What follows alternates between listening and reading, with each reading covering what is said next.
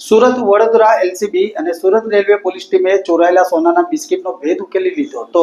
પોલીસે સૌથી પણ વધુ સીસીટીવી તપાસી ચોર કરણ મકવાણાને ઝડપી કાર્યવાહી આદરી હતી. સુરત રેલવે મુસાફરોથી ઉભરાતું રેલવે છે, જ્યાં હજારોની સંખ્યામાં દેશના ઘણા પ્રવાસીઓ મુસાફરી કરે છે. આવા મુસાફરોની બેગ સહિત કિંમતી સામાન પણ ચોરી થવાની ફરિયાદ નોંધાઈ છે. ત્યારે સુરત રેલવે સ્ટેશનની લિફ્ટમાં પેન્ડ કાપી 45 લાખના સોનાની ચોરી થવા પામી હતી.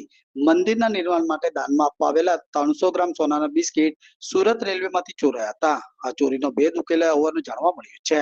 એલસીબી વડોદરા અને સુરત પોલીસે સૌથી વધુ સીસીટીવીના આધારે આરોપી કરણ મકવાણાને ધરપકડ કરી લીધી હતી અને આરોપીની દાદી પાસેથી ચોરાયેલું તમામ સોનું રિકવર કરી પોલીસે કાયદેસરની કાર્યવાહી પણ હાથ ધરી હતી. ગઈકાલે સુરત રેલવે સ્ટેશન ઉપર જે લિફ્ટ છે 2 નંબર પ્લેટફોર્મ પર, ત્યાં એક પેસેન્જર છે એ લિફ્ટમાં જતા હતા.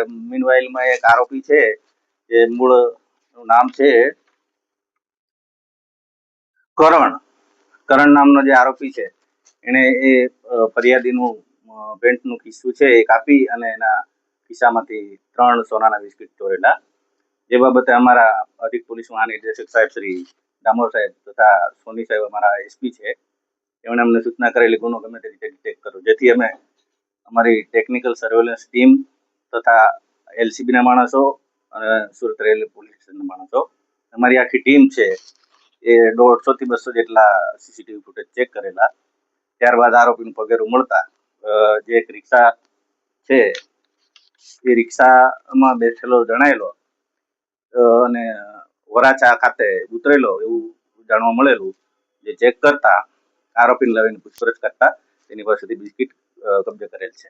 આરોપી કોણ છે, કેવી રીતે ફરિયાદીનો સંપર્કમાં આવ્યો? ફરિયાદી છે એ વડગામ બાજુથી ટ્રેનમાં બેસીને આવેલો અને 2 નંબરનું જે પ્લેટફોર્મ છે ત્યાં લિફ્ટમાંથી એ ઉતરવાની કોશિશ કરેલી, મતલબ પેસેન્જર તરીકે ઉતરેલા. એની હારે આરોપીએ ભીડભાડનો લાભ લઈને ખિસ્સું કાપેલું. આરોપી ક્યાં છે? આરોપી મૂળ ભાવનગરનું વતની છે.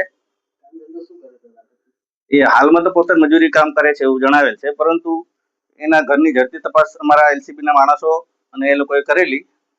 ઘરમાંથી કઈ શંકાસ્પદ મળી આવેલ નથી. ગોલ્ડ કેટલાનું છે? ગોલ્ડ ક્યાંથી લાવવામાં આવ્યું છે? ગોલ્ડ છે એ જૈન દેરાસરમાંથી મળેલું છે દાનમાં, અને ટોટલ 100 ગ્રામના 3 બિસ્કિટ છે, જેની અંદાજિત કિંમત છે 45 લાખ જેટલી. મહિલાનો શું રોલ છે?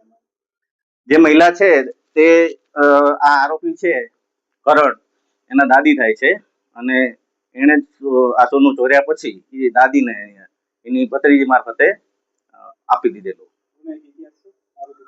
ગુનાહિત ઇતિહાસ હાલ અમે તપાસ ચાલુ છે. અમે અત્યારે પ્રાથમિક અને પૂછપરછ કરતા પોતે કબૂલેલ નથી, હજી વધુ પૂછપરછ ચાલુ છે.